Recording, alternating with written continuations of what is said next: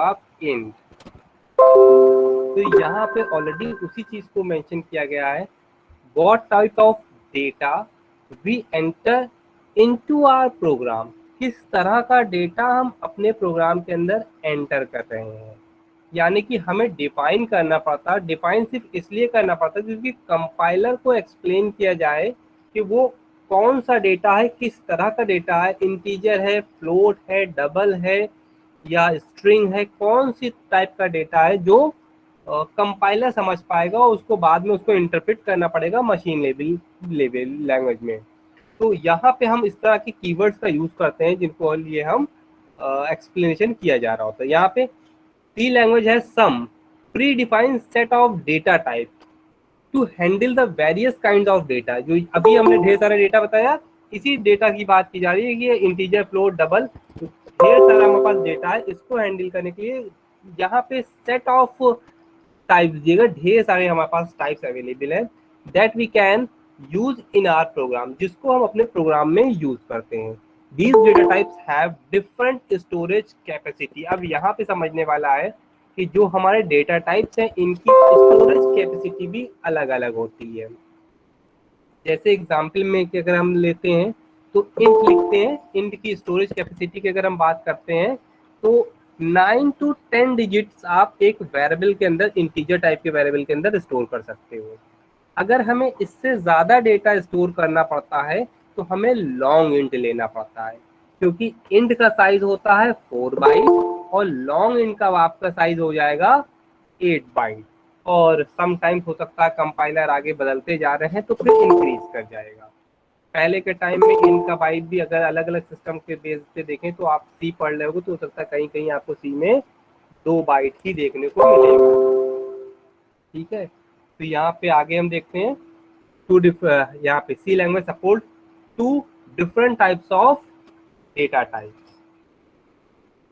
देखो यहाँ पे जब आप बुक्स में पढ़ोगे तो 2 की अपेक्षा 3 टाइप के भी वेरिएशंस देखने को मिल सकते हैं, लेकिन मेनली जो हमारे हैं वो 2 ही होते हैं।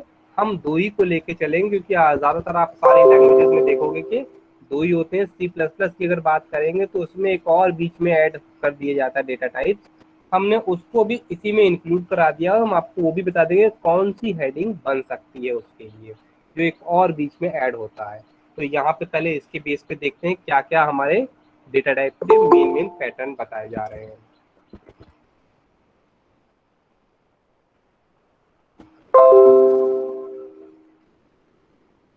All variables use data types during the declaration to restrict the types of storage to be stored।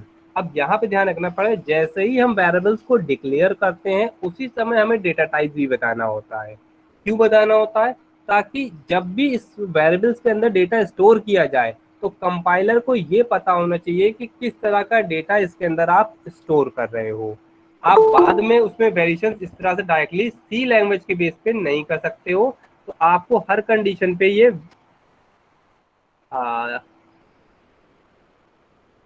Just अभी दोनों बच्चे जो ऐड हो रहे हैं क्या उनके रोल नंबर 5 दोनों के ही हैं? चेक कर लीजिएगा, दोनों के 5 नहीं होंगे।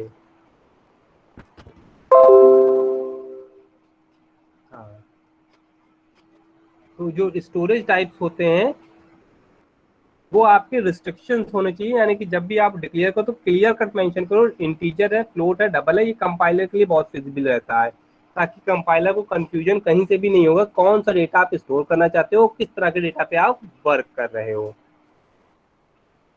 Therefore, we can say that the data types are used to tell the variables the type of data it can store।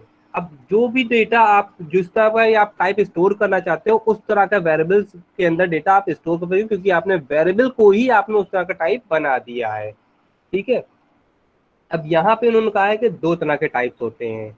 तो आप अगर कॉपी पेन लिए हुए हो तो हर कंडीशन पे इनकी दोनों हेडिंगे लिख लो। रफ पेज रखे हो तो एटलीस्ट 2 से 3 टाइम्स लिख लेना।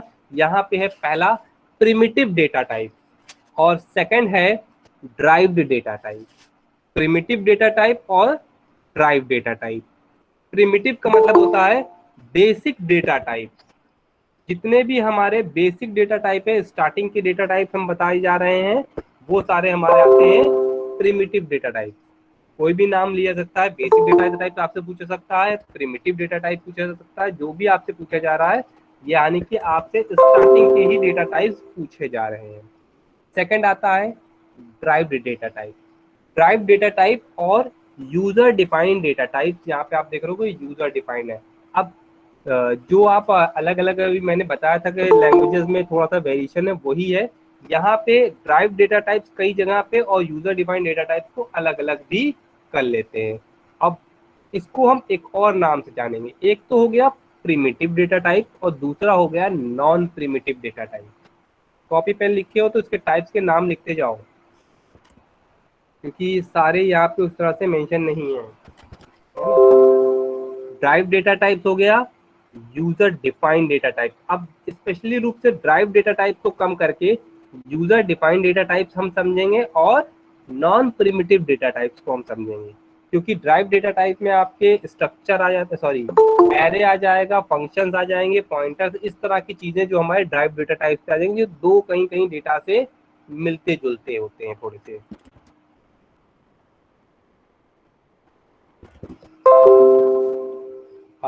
यूजर डिफाइंड डेटा टाइप की अगर हम बात करते हैं तो उसमें नाम आता है एरे, स्ट्रक्चर, यूनियन, इनियम। इनियम का फुल फॉर्म होता है इन्यूमरेशन एंड पॉइंटर्स। तो यही डेटा टाइप्स आपके घूम फिर के दोनों में ही कंसीडर किए जाते हैं। तो ज़्यादा बेटर है हम दो ही टाइप याद रखें, प्रिमिटिव डेटा टाइप है, नॉन प्रिमिटिव डेटा टाइप, या फिर यूजर डिफाइंड डेटा टाइप, या फिर drive data type. Primitive data type की भी हमने आपको दो तीन नाम बताए हैं, शायद दो हैं, प्रिमिटिव डेटा टाइप और बेसिक डेटा टाइप।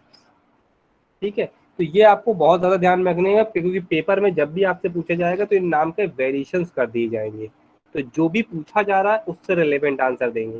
ठीक, अब यहाँ सर पे ये एक्सक्यूज मी सर, पूछो पूछो। सर ये derived data type is also known as reference data type, right? Derived data type को आप कह सकते हो रेफरेंस डेटा टाइप। वैसे रेफरेंस डेटा टाइप के जो अगर बात करते हैं तो वो थोड़ा सा वेरिएशन में बात आती है रेफरेंस की, क्योंकि आप एड्रेसिंग की बात कर लेते हो तो आपका ज़्यादातर एरे फंक्शन थोड़ा सा उसमें बाइफिकेट किया जाता है। एरे फंक्शन जैसे मैंने कहा था ना, ड्राइव डेटा टाइप को आप एक और नाम मतलब बाइफिकेट करते हैं यूजर डिफाइंड डेटा टाइप से थोड़ा सा। उसमें ड्राइव में एरे फंक्शंस ये सारी चीजें आ जाती है, और यूजर डिफाइंड डेटा टाइप में स्ट्रक्चर, यूनियन, इनियम, एरे और पॉइंटर। क्योंकि हमने यहाँ पे दो नाम इसलिए दिए हैं आपको कंफ्यूजन ना हो, आगे जाके आपकी जितनी लैंग्वेजेस बढ़ेंगी उसमें प्रिमिटिव और नॉन प्रिमिटिव या फिर प्रिमिटिव और यूजर डिफाइंड डेटा टाइप ही देख रहे होगे। ये ड्राइव डेटा टाइप कहीं ज्यादा एग्जिस्ट करेगा नहीं, है ना। तो इसलिए मैंने दो ही को लेके चल रहा हूँ और यही आप ध्यान में रखो। क्लियर है? Yes sir. ठीक है, तो हम इसीलिए अब कंफ्यूज ना हो ना, सिर्फ दो प्रिमिटिव डेटा टाइप और नॉन प्रिमिटिव डेटा टाइप होते हैं। नॉन प्रिमिटिव को यूजर डिफाइंड डेटा टाइप भी बोलते हैं और समटाइम्स ड्राइव डेटा टाइप भी बोलते हैं। इसीलिए क्लियर किए दे रहा हूँ कि मैं अपने अकॉर्डिंग ही आपको जांचूंगा अभी कॉपी जो होगी। हाँ, यहाँ पे जो है अभी के जो अभी हम लोग पढ़ेंगे क्या चीज, सिर्फ प्रिमिटिव डेटा टाइप्स। क्योंकि क्यों पढ़ेंगे प्रिमिटिव डेटा टाइप्स? क्योंकि ड्राइव डेटा टाइप्स ऑलरेडी यहाँ से लेके एरे से लेके पॉइंटर, ये अपने आप में एक एक मतलब टॉपिक्स हैं। ये छोटे टॉपिक्स नहीं है, खुद में काफी लार्ज टॉपिक हैं। तो इनको यहाँ पे कवर करना इजी काम नहीं है। तो ये आप अलग से पढ़ोगे तो आपको इतना याद रखना है कि ड्राइव डेटा टाइप में क्या क्या चीजें आती हैं, या फिर यूजर डिफाइंड डेटा टाइप में आता कौन कौन से पार्ट हैं, जैसे कि एरे, स्ट्रक्चर, इनियम, यूनियन और पॉइंटर। इस तरह से मेंशन किया गया। तो आपको अगर हेडिंग याद है तो इनको अलग से काफी डीप में पढ़ेंगे हम लोग, तो फिर हम इसको आगे देखेंगे। अभी हम लोग कौन से पार्ट देखेंगे? इंटीजर, फ्लोट, डबल, कैर, इससे रिलेवेंट जितने भी बेसिक डेटा टाइप्स हैं उनको प्रेफर करेंगे। कंटिन्यू करते हैं इसमें प्रिमिटिव डेटा टाइप्स में। अब यहाँ पे एक और बढ़िया वर्ड यूज किया गया, these data types are built in and predefined data types. फिर से इनके लिए देखिए नाम अलग अलग प्रोवाइड हो गए हैं। बेसिक डेटा टाइप्स हो गए, प्रिमिटिव डेटा टाइप्स हो गए, बिल्ट इन डेटा टाइप्स हो गए और प्री डिफाइंड डेटा टाइप्स। अगर इसको ध्यान से देखें तो हम कह क्या रहे हैं, जो पहले से बना के डेटा टाइप्स रख दिए गए हैं उन डेटा को और इन्हीं को हम डायरेक्टली डेटा टाइप्स को यूज कर रहे हैं अपने प्रोग्राम में, ये सारे हमारे प्रिमिटिव डेटा टाइप्स हैं या फिर बिल्ट इन डेटा टाइप्स हैं। जो आप डेटा टाइप खुद बनाओगे वो कौन से होंगे, वो है ये डेटा टाइप जो आप बनाओगे, यूजर डिफाइन, स्ट्रक्चर, पॉइंटर, इनियम या फिर हो गया मेरे ख्याल से यूनियन, ये हमारे पॉइंटर्स आप बनाओगे। तो जो आप बनाओगे उनको हम क्या बोलेंगे, यूजर डिफाइंड। हम बना रहे हैं इसलिए यूजर डिफाइंड। तो ये ढेर सारे काम हम खुद से बनाएंगे तो इन पे काम बहुत ज्यादा है। जो बने बनाए हो जिनका हम लोग डायरेक्टली यूज कर रहे हैं वो हो गए हमारे बेसिक। अगर हम डायरेक्टली देखें तो फिर integer, character, Boolean, float, double और वैल्यूलेस मतलब वॉइड डेटा टाइप, जिनमें से हम लोग कुछ डेटा टाइप का शायद यूज देख चुके हैं।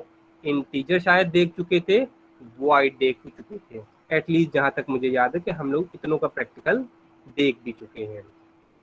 तो इसमें और देख लेते, कुछ छूट तो नहीं रहा है। Can be use directly by the user to declare variables for example can. अगर हम इंटीजर की बात करते हैं, ठीक है, तो कॉपी पेन रखे हो तो आप लोग फिर से कहेंगे, नोट करिए, INT पूरा इंटीजर को ना डिफाइन करके हम लोग INT यानी कि इंटीजर का शॉर्ट फॉर्म एब्रिविएशन लिखते हैं INT। कितने बाइट्स का होता है, 4 बाइट्स के अकॉर्डिंग डिफाइन किया जा रहा होता है। ठीक है, इसकी रेंज कहाँ तक होती है वो रेंज मेंशन की गई है। ये आप लोगों को थोड़ी सी याद करने वाली चीजें हैं कि रेंज आप कहाँ से कहाँ तक रखोगे। इसका हम शॉर्ट फॉर्म में आपको अगर इजीली बताएं तो एक वेरिएबल अगर आपने कुछ इस तरह से डिफाइन किया है तो इसको आप कितने तक स्टोरेज कर सकते हो, तो आप ऐसे समझ सकते हो 1 2 9 to 10 करेक्टर। अगर और लाओगे तो 10, इससे ज्यादा नहीं आ सकता है, लेकिन 10 ना आके मैक्स ज्यादातर आप देखोगे कि 9 ही करेक्टर को स्टोरेज कर रहा है। क्योंकि अगर आप कुछ इस तरह की वैल्यूज लाओ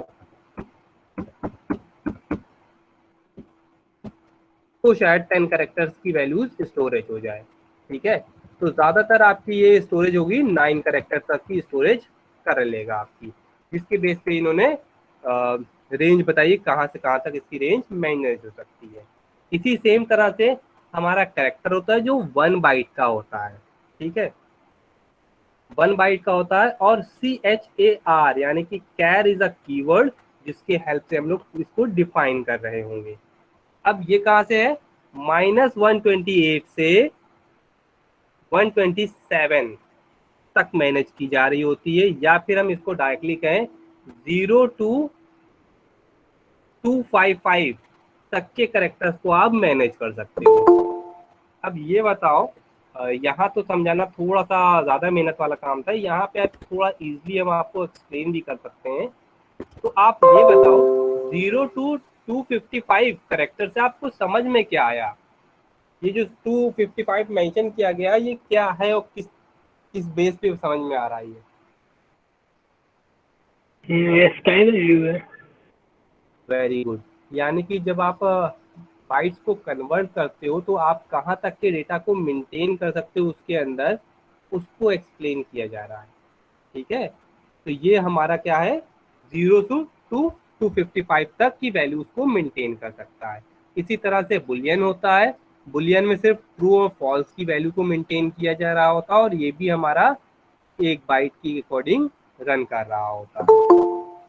फ्लोट हमारा 4 बाइट के बेस पे होता है, FLOAT फ्लोट कीवर्ड मेंशन किया जा रहा होता है।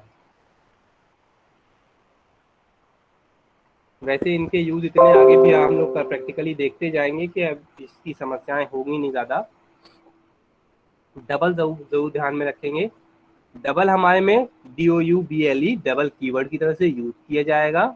यहाँ पे फ्लोट से आगे हमारा डबल होता है, क्योंकि अगर हम फ्लोट की बात करें तो 4 बाइट का होता है, और अगर हम डबल की बाइट की बात करते हैं तो हमारा 8 बाइट का होता है, क्योंकि डबल में ज्यादातर प्रिसीशन की वैल्यूज यानी कि पॉइंट के बाद की वैल्यूज पे एम्फेसाइज किया जा रहा होता है।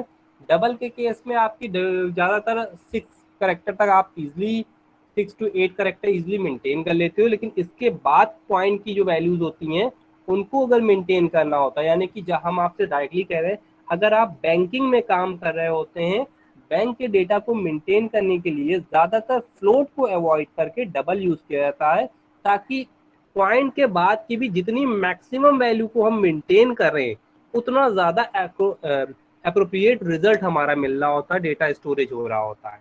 ठीक है, तो यहाँ पे फ्लोट को हटा के डबल का यूज किया जा रहा होता है। तो ज्यादातर हम बैंकिंग सेक्शन में अगर बात करते हैं तो हम फ्लोट का डबल का यूज करते हैं, और अगर हमें नॉर्मली कोई फ्लोटिंग की बात होती है और 5-6 फ्लोटिंग पॉइंट के बाद के पॉइंट की वैल्यूज रिक्वायरमेंट नहीं होती है तो कोई कहीं पे भी आप फ्लोट का यूज कर सकते हो, तब कोई इश्यूज नहीं होते। अदरवाइज आप डबल का यूज करोगे। वॉइड भी हमारा सिंगल बाइट का होता है। वॉइड का मतलब होता है कि आप कोई भी जो वैल्यूज होती है वो रिटर्न नहीं करा रहे हो, स्टोर नहीं कर रहे हो, तो यहाँ पे वैल्यूलेस इसके लिए कीवर्ड यूज किया जा रहा होता है। जैसे इनके अकॉर्डिंग हम आपको मेंशन करके बताते हैं, void means without any value, valueless यानी कि without any value. Avoid data type represent a valueless entry, यानी कि आप उसमें कोई वैल्यू की एंट्री नहीं दिखा रहे होते हैं। void data type is used for those functions which does not return a value। जब उन फंक्शंस से हम ऑलवेज void का डेटा टाइप यूज करते हैं जो फंक्शंस कोई भी वैल्यूज रिटर्न नहीं कर रहे होते हैं। ज्यादातर एक बाइट का आपको एक ही बाइट का रहता है क्योंकि कोई वैल्यूज तो हम अलग से स्टोर करते नहीं है। और इसके बाद हम लोग इस छोटे से चीजों के जो भी हमने डेटा टाइप देखते हैं उनके एक छोटा सा प्रैक्टिकल देखते हैं। हाँ, जो अभी मैंने आपको डेटा टाइप बताया है इसके बाद भी ढेर सारे डेटा टाइप होते हैं। आज के अभी सेशन में हम अलग अलग तरीके से उनके डेटा टाइप भी एक रिव्यू कर ही लेंगे, क्योंकि आज के भी जो पार्ट है उसमें हमें प्रिंटफ स्कैनर भी कवर करेंगे, तो उसमें हमारा अदर डेटा टाइप भी आ ही जाएगा।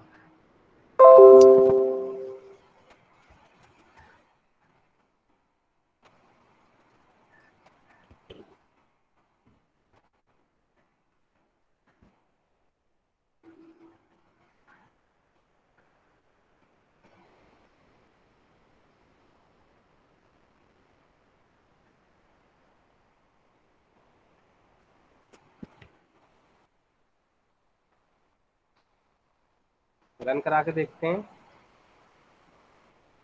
आंसर मिल रहा है, समझते हैं इनको आंसर को जो मिल रहा है हमें।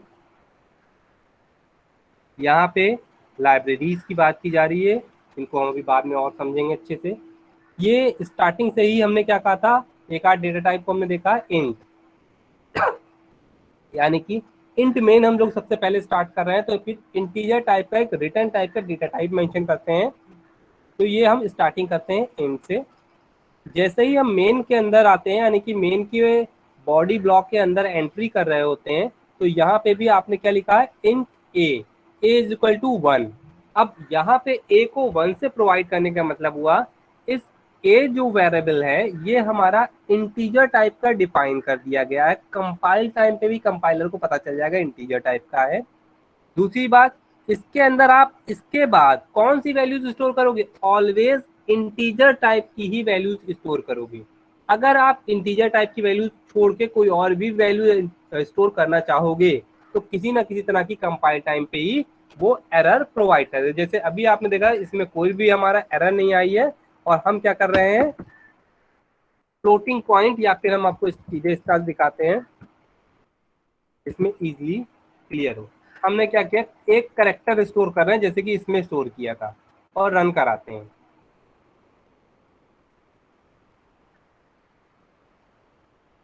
यहाँ पे देखो स्टार्टिंग से ही वो ये परसेंटाइल दी, यहाँ पे आप देख रहे होगे परसेंटाइल के लिए यहाँ पे एरर आ गई। क्या आ गई, एरर प्रोवाइड कर रहा है, इंटीजर दे आ रहा है और कास्टिंग करने की बात की जा रही है कि आप फोर्सफुली उसके अंदर स्टोर कर रहे हो जो कास्टिंग करने की रिक्वायरमेंट है। तो अभी हम आपको कास्टिंग भी बाद में बताएंगे। यहाँ पे इसको एज ए एरर है क्योंकि यही काम ऑनलाइन कंपाइलर तो काफी कुछ खुद से मैनेज करके वो बोल रहा है, वार्निंग दे रहा है, अदरवाइज यहाँ पे आपके ज्यादातर सिस्टम में ये एरर की तरह से प्रोवाइड किया जा रहा होगा, और यहाँ पे आपको कैरेक्टर स्टोरेज से मना होगा। ठीक है, तो आप हर कंडीशन पे न्यूमेरिक ही वैल्यूज प्रोवाइड कर रहे होंगे। इसी तरह से कैर है, कैर में आपने इस तरह से स्टोर किया, इसमें चेंजेस कर दोगे तो इश्यूज आएंगे और डबल आ गया। ये 3 वैल्यूज हमने मेंटेन किए। हाँ, एक चीज और ध्यान में रखना है, कैर है तो सिंगल कोट्स में, अगर आपका ये स्ट्रिंग होता तो फिर हम डबल कोट्स के अंदर इसकी वैल्यूज प्रोवाइड कर रहे होते। प्रिंटफ स्टेटमेंट में आए, इतना तो शायद समझ में आ गया होगा, इसको प्रिंट करा दिया और नेक्स्ट लाइन मेंशन कर दिया जाएगा। अगर आप करेक्टर वैल्यूज को प्रिंट कराओगे तो फिर हमारे पास इसके लिए एक स्पेसिफिक सिंबल, यानी कि आप आइडेंटिफाई कराओगे कि करेक्टर की वैल्यूज प्रिंट हो रही है, तो सी फॉर परसेंटाइल सी मेंशन करोगे, यानी कि हम करेक्टर की वैल्यूज की बात कर रहे हैं। अभी हम इसको भी अलग से पढ़ेंगे। और सेम इंटीजर वैल्यू के लिए परसेंटाइल डी मेंशन किया जा रहा होता है। तो यहाँ पे आप क्या है, जो भी वैल्यूज आप पहले मेंशन कर रहे हो उसके बेस पे वर्क किया जाएगा। आप इसको पहले रन कराते हैं और फिर से हम आपको इसका आंसर के बेस पे इससे मैच करा के दिखाते हैं।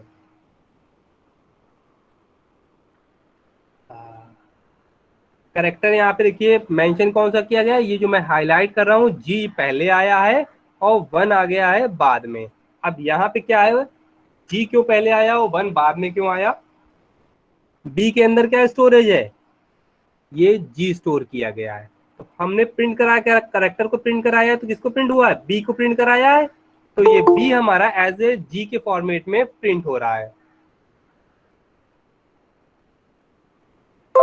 और इसके बाद ये जो 1 की वैल्यू आ रही है वो क्या है, क्योंकि हमने साइज ऑफ वो ऑपरेटर का यूज किया है, जो इस करेक्टर का साइज बता रहा है, कितने साइज का ये करेक्टर एग्जिस्ट करता है। यानी कि जो भी हम आपसे कह रहे थे कि इंटीजर फ्लोट डबल है, ये 3 बाइट 2 बाइट तो कितने बाइट के होता है, तो यहाँ पे बता रहा है करेक्टर क्या है, 1 बाइट का डिफाइन किया गया है।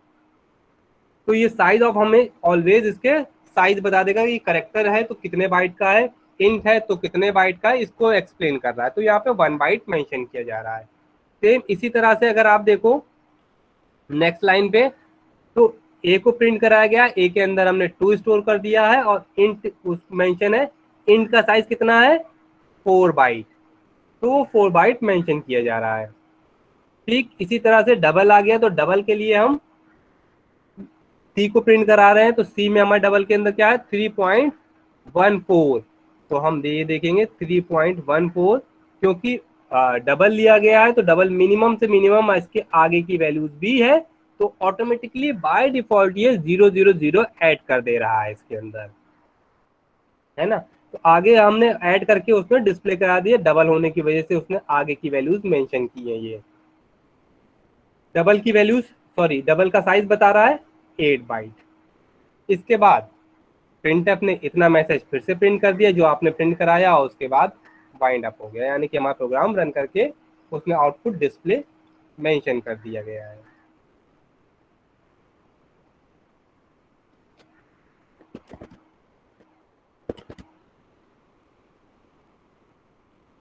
उम्मीद है इतना समझ में आता होगा। इसी के अगर इतना क्लियर है, कुछ पूछना हो तो बताओ। सर इसमें मेन फंक्शन को आईएनटी की जगह वॉइड में डिफाइन कर सकते हैं? ये वैसे तो मैं आप लोगों को सबसे स्टार्टिंग से ही बता चुका हूँ कि अगर आप इसमें मेन को वॉइड करा दोगे तो कोई भी वैल्यू रिटर्न नहीं करेगी, और इसको स्टॉप कर देना, ये इससे पहले भी हम लोग डिस्कस कर चुके हैं। मेन को हम वॉइड भी डिफाइन कर सकते हैं, वॉइड कराने का मतलब कोई भी वैल्यू रिटर्न नहीं करेगी। जो हमारा कंपाइलर है, सॉरी ऑपरेटिंग सिस्टम होता है, उसके बाद यहाँ पे ये 0 बाइट नहीं जाएगा, जो 0 जाने का मतलब था एक्सप्लेन कर रहा होता, कोई इश्यूज नहीं है, कोई एरर नहीं एग्जिस्ट करती है। अब हमें रिटर्न कराने की रिक्वायर्ड नहीं है क्योंकि हमने वॉइड प्रोवाइड कर दिया है, तो यहाँ से कोई भी वैल्यूज कंपाइलर के पास रिटर्न नहीं हो रही है। ठीक है, सॉरी ऑपरेटिंग सिस्टम के पास रिटर्न नहीं हो रही है। एक्सक्यूज मी सर, ये आप इजिली वॉइड यूज कर सकते हो। हाँ एक्सक्यूज मी सर, पूछो पूछो। सर यहाँ पे साइज ऑफ कैर की जगह साइज ऑफ बी क्यों नहीं लिखा है सर हम लोगों ने? साइज ऑफ कैर की जगह पे, हाँ यहाँ पे कैर इसलिए कि हम डेटा टाइप के यहाँ पे साइज बता रहे हैं, है ना। अगर आप साइज ऑफ बी की बात कर रहे हो, चलो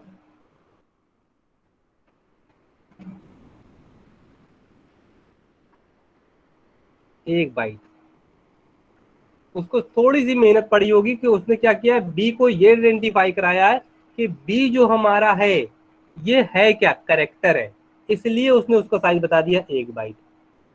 आप ऐसे भी मेंशन कर सकते हो, यहाँ पे कैर लिखने का मीनिंग था कि आपको क्लियर कट समझ में आए कि ये जो डेटा टाइप है इनके साइज की बात की जा रही है कि ये है।